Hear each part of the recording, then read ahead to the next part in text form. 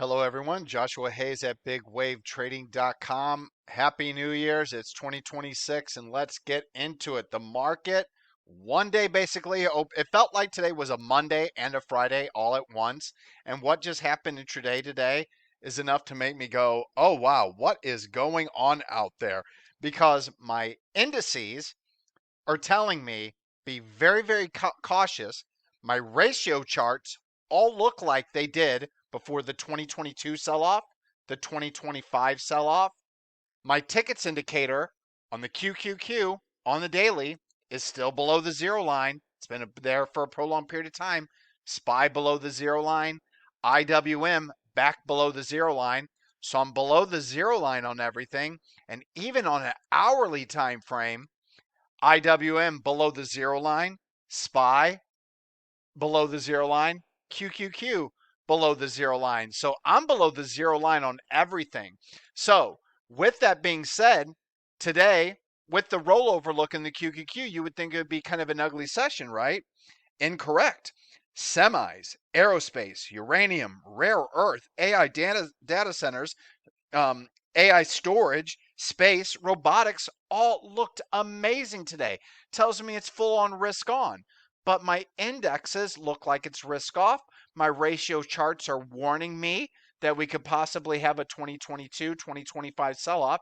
And the 1 year put call ratio, which I don't have on this chart, the 1 year line is starting to curl back up after a prolonged downtrend, when this line of mine starts to curl back up, it's also signaling be prepared for a sell-off. So it's a really weird mix right now. And if we just go further into the indices, here's the IWM on my telechart version 25. It's kind of like I said, it's like green light, red light.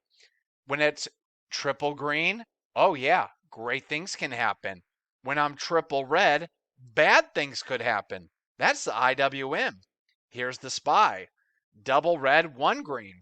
Here's the QQQ. Triple red. So I have a very weird mix of signals right now in the market. The indices are all telling me to be very, very careful here. The ratio charts combined with the tickets indicator and that put call ratio turning up and retail being all in and sentiment being extremely bullish across the board. AAII survey, NAAIM exposure index, investors intelligence, and even the CNN fear and greed, I think hit greed. Everything is telling me to be careful. But then today, my charts look great in the sectors that I want them to look great. So first off, I see stocks like FTI, amazing move. CRS, amazing move. So these are like not hot areas. I hear Pinterest might be selling some of their stuff to OpenAI. That looks like it could potentially be bottoming. GSIT on the speculative side, that has a nice look to it. Notice the green in that chart.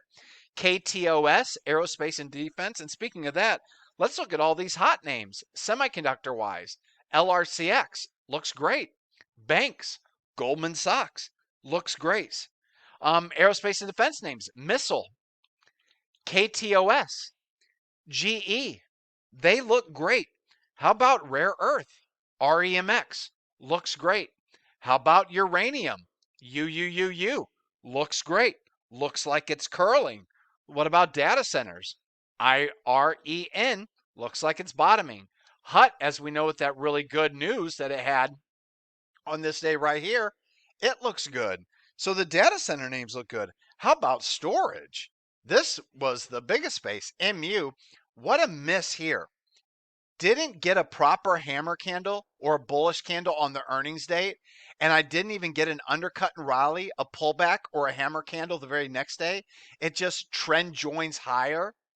No entry for me. Identified it that day as a stock I want to get long.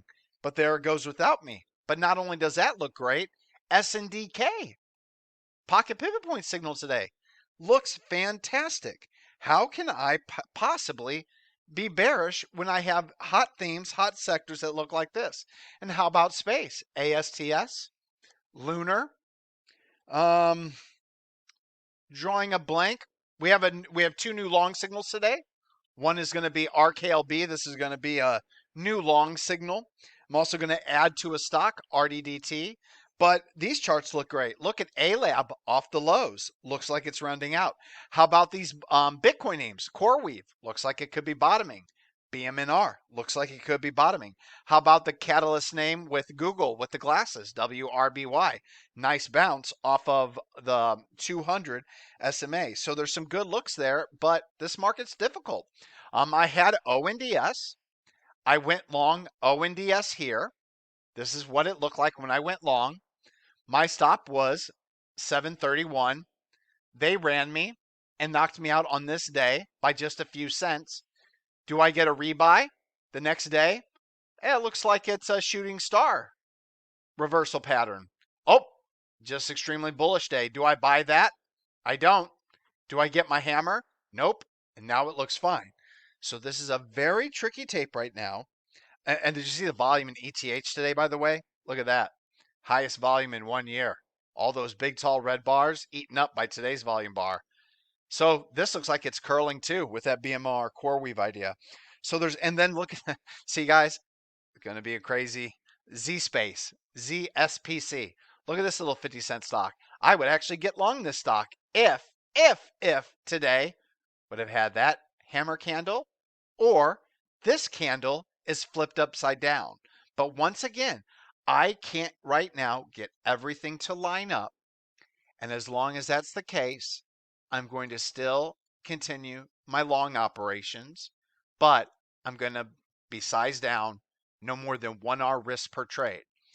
Let's say that I just reviewed all those charts, tickets indicator above the zero line, ratio charts confirming the move higher with growth in aggressive names over value and defensive names. Let's say that put call ratio 1 year moving average line I was talking about is trending lower. Let's say sentiment is bearish. Let's say that retail has been raising cash. And I get these signals all in. RDDT has a leveraged RDTL ETF. Using all buying power and all margin, you could basically get 400% long your account overnight in RDTL. You could also do it in RKLX, not shown in this one. So that is a potential, but right now I'm not completely aligned for that. But I still want to get long stocks. I still want to take trades. I mean, guys, BIIB looks good. CW looks good. FLNC looks good. There's just so many good looking charts, but I just don't have everything aligned. Now, do you need to have everything aligned to be aggressive? No, maybe not. I do. I know when to really push it, when to really size in, to really be aggressive.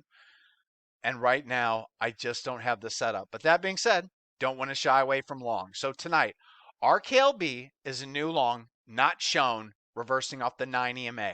Now, with this one, back here, I tried this trade off the 9 EMA here, got immediately stopped out, did not take the 50 SMA hammer. This is what I'm looking for, guys. I'm looking for these hammers right off the 21 or the 50 when they're uptrending. I can't get that right now. I'm just void of these setups right now. Even here off the 200, I would never take this one, but this one even worked. So I've got a big, wide hammer, bullish bar off the 9 EMA, right above the 21 EMA. I have increasing balance of power. I have a strong relative strength line, and it's clear the stock's being accumulated. Hot industry group. I'm going to attempt to swing trade over it on Monday above 76.24 at 76.25, and I'm going to risk 1R, 1% of my total account capital. I don't know how much of that account capital will be in this name, but with this big wide of a range, I doubt it's going to be over even 10%. So 100% of my account capital or 10% or less, it's a 10% or less signal. But I'm going to try to get long above the high of the day, and I'll be risking to here, and we'll see if RKLB can't work. Now, RDDT is an add signal. I am already long RDT from this 21 EMA bounce. I'm seeing this as an add signal. Relative strength line strong. Even though BOP isn't really going green or going higher, it's still going in the right direction. I wish there would have been more volume behind today's move, but at least it's heavier than the day before. And what you're not seeing here is also on Thinkorswim, RKLB, and RDDT are at the zero line on the dailies. Hourlies are above the zero line.